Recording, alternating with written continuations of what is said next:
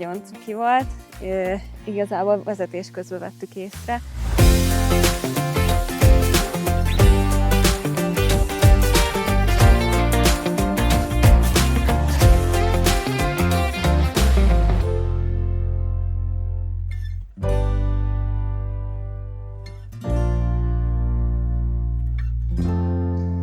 Sziasztok!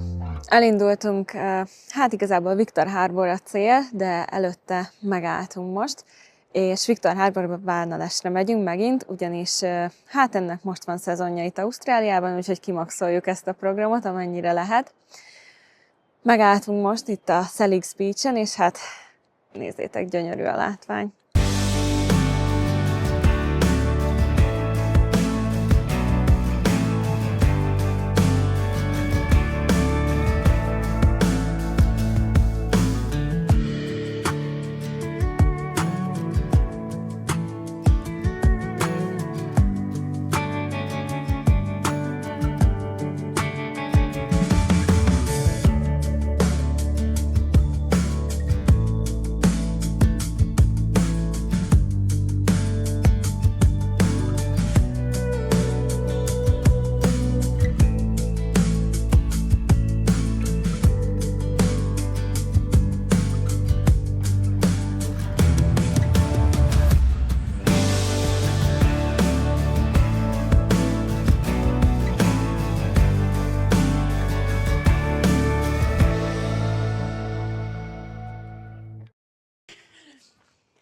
Megyünk tovább a Deep Creek Nemzeti Parkba.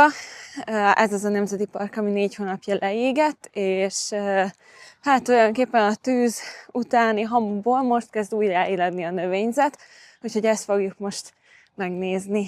Induljunk is!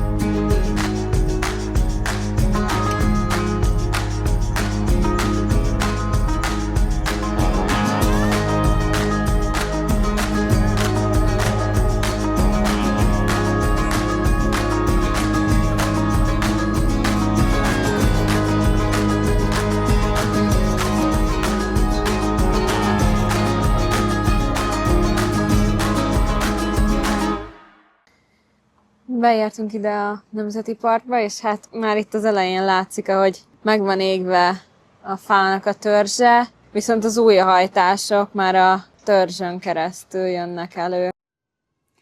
2026. februárban volt itt a tűzeset ebben a Nemzeti Parkban, és a Nemzeti Park 60%-a leégett, ami hát rengeteg, és majd látjátok is, hogy tényleg nagyon sok fekete része van még mindig, és hát 4 hónap telt el, de már most igazából látszik, hogy már bújik elő a növényzet, és jönnek az új hajtások, ami fantasztikus.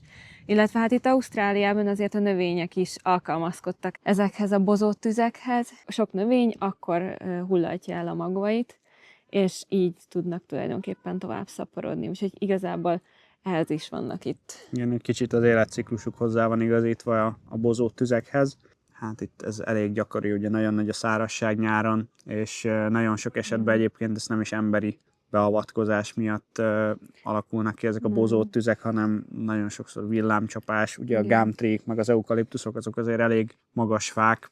Meg nagyon sok az olajtartalmuk, és konkrétan az is probléma. Tehát az eukaliptuszfáknak nagyon magas olajtartalma van, és emiatt igen, nagyon könnyen felgyulladnak.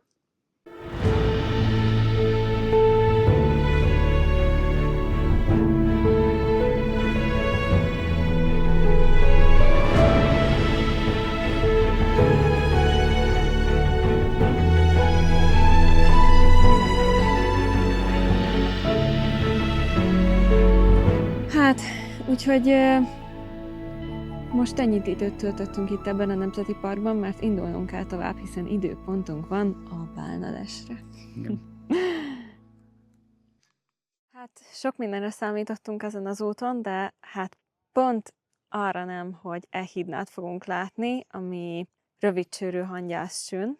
Valami nagyon cuki volt, igazából vezetés közben vettük észre, és ez az állat igazából csak itt Ausztráliában és Új-Guineán található, vagyis hát itt őshonos, úgyhogy nagyon szerencsések vagyunk, hogy ilyet is láttunk. Igazából rövid orrával hangyákat, termeszeket szokott tenni, úgyhogy itt él igazából az erdőben. Ha védekezik, akkor összegömbölyödik ugyanúgy, mint a sün otthon, úgyhogy olyan szempontból kicsit hasonlít. Ide értünk Victor Harborhoz. Victor Harbor egyébként egy ilyen kis üdülőváros, és egy Victor nevű hajóról nevezték el a telepesek, amikor itt megérkeztek.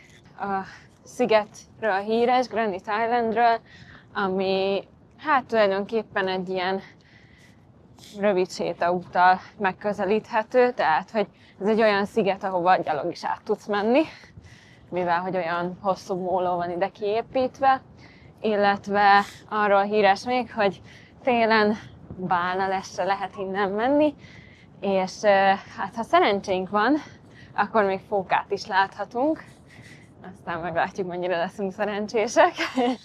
Igen. Egyébként ez a hajó, amivel most fogunk menni, ez azért most kisebb, inkább ilyen, hát nem motorcsónak, de azért, Hát igen. azért nem olyan, mint legutóbb. Igen, ez a kemény hajótest van, de ugye a széle az ez a felfújható sztori, úgyhogy ez azért tényleg jóval kisebb. Igen, eléggé fúj ma egyébként a szél, Sydneyben kicsit jobb időnk volt, de azért legalább süt a nap. Igen, az is valami.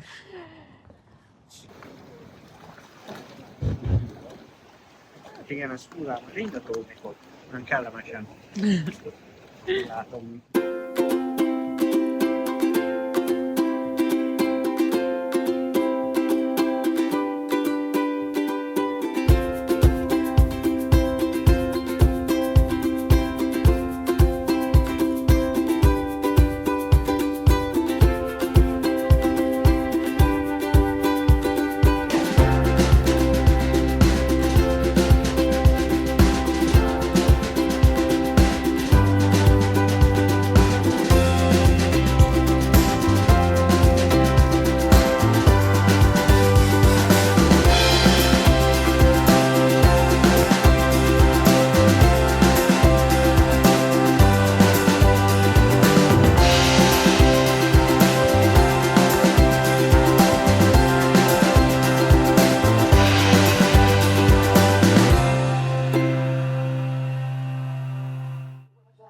Na hát meg volt a bálnaleses hajótúra. Igaz, bálnát nem láttunk, de fóka az rengeteg volt. Mondjuk ők azt csináltak, amit általában a fókák, és aludtak, vagy napoztak. Viszont láttunk delfint is, és nagyon közel voltak amúgy a hajóhoz, csak sajnos nagyon nehéz volt így fényképezni, meg videózni, mert bekötve kellett ülni. Nagyon dobálták a hullámok a hajót, úgyhogy ezért korlátozott volt, hogy mennyi fényképet tudtunk csinálni, de valamit azért sikerült. Igen, egyébként ez egy nagyon jó kis hajókirándulás, én azt gondolom, mert több szigetet is így megnéztünk, oda mentünk közel így a szigetekhez, meg akkor így beszéltek egy kicsit róla, szóval tényleg nem csak, tulajdonképpen csak a bálnalás van, míg Sydneyben ugye konkrétan csak a bálna volt a lehetőség, amit meg tudsz nézni. Szóval itt, hogyha mondjuk, ahogy most mi is nem láttunk bálnát, ettől függetlenül azért nagyon sok mindent láttunk még. Igen, rengeteg modell is nagyon jó élmény volt. És nagyon fúj a szél, ezen a kis hajón szerintem sokkal-sokkal jobban, mint a másikon. Igen. Sokkal hidegebb is van. Úgyhogy ha ilyen hajótúrára jelentkeztek, szélkabát, sapka vagy kapucni mindenképp legyen nálatok, mert igen, nagyon átfáztunk még így is. Igen. 90 perc volt egyébként, és a Sydney az 3 órás volt, és kevésbé fáztunk a 3 óráson.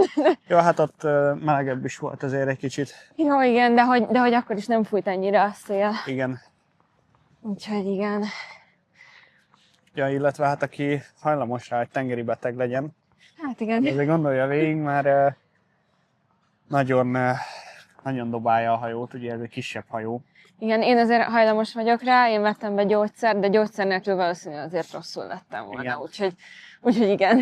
Illetve a hajónak az elejébe ültünk ráadásul, hogy minél jobban tudjunk fényképezni, meg videózni, és ugye az eleje az még jobban ugrál a hajónak, úgyhogy ott még jobban megvan az a fellemozgás.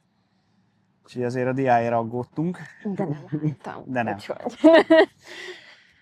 Igen. Úgyhogy hát ez a videó ez most ennyi lett volna. Ez most csak egy ilyen gyors egynapos kirándulás volt. Hogyha szeretnétek még majd hasonlókat látni, akkor iratkozzatok fel a YouTube csatornánkra. Sziasztok! Sziasztok!